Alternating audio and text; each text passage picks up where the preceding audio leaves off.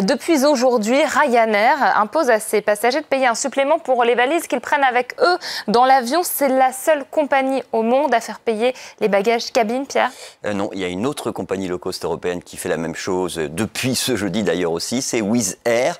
Alors il faut savoir que cette décision évidemment elle est agaçante, mais elle n'est pas étonnante parce que en fait il y a une telle guerre des prix dans le secteur de l'aérien que tout est bon pour que quand vous utilisez, et de plus en plus de Français font ça, un moteur de recherche pour un comparateur de prix, pour regarder sur une destination donnée quel est le meilleur prix, eh bien, ce que vous voyez, c'est le prix qui s'affiche. Et le prix qui s'affiche, c'est le prix du billet et uniquement le prix du billet. Donc, toutes les compagnies low cost, mais Ryanair en particulier, essayent d'apparaître en premier au meilleur prix. Et pour ça, il faut enlever tout ce qui est inclus normalement dans le prix d'un billet. À tel point d'ailleurs que les compagnies traditionnelles, aujourd'hui, font un petit peu la même chose. Mais donc, c'est artificiel. C'est-à-dire que si on inclut tout ce qui est normalement offert aux passagers, les compagnies low cost ne sont pas moins chères.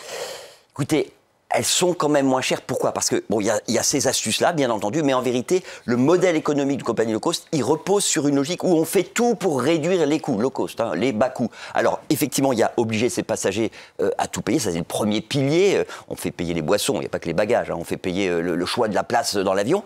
Le deuxième pilier, c'est faire voler toujours plus ces avions, parce que plus un avion effectue des rotations dans une journée, plus c'est rentable et donc plus on peut baisser les prix. Ça, d'ailleurs, c'est très important parce que en faisant payer les bagages en cabine, on va réduire le temps que consacrent les gens à monter et descendre de l'avion, parce que ça prend beaucoup de temps de mettre son bagage dans le rack. Donc il y a aussi une logique derrière tout ça.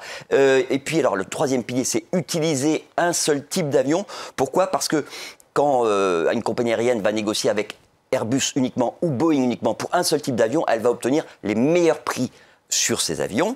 Le quatrième pilier, c'est le dernier, il faut réduire la consommation de kérosène, et c'est pour cette raison, par exemple, que les pilotes de Ryanair, on leur demande de partir avec le minimum de carburant dans leur réservoir. Pourquoi? Parce que quand vous volez avec le réservoir plein, ça pèse lourd le kérosène, et vous payez, vous consommez du kérosène juste pour transporter le kérosène que vous avez en dessous. Donc voilà, c'est une explication. D'ailleurs, l'histoire des bagages, si les gens voyagent plus léger, ça coûtera moins cher, à tel point qu'on peut se demander si un jour Ryanair ne va pas finir par demander aux passagers de payer en fonction de leur poids.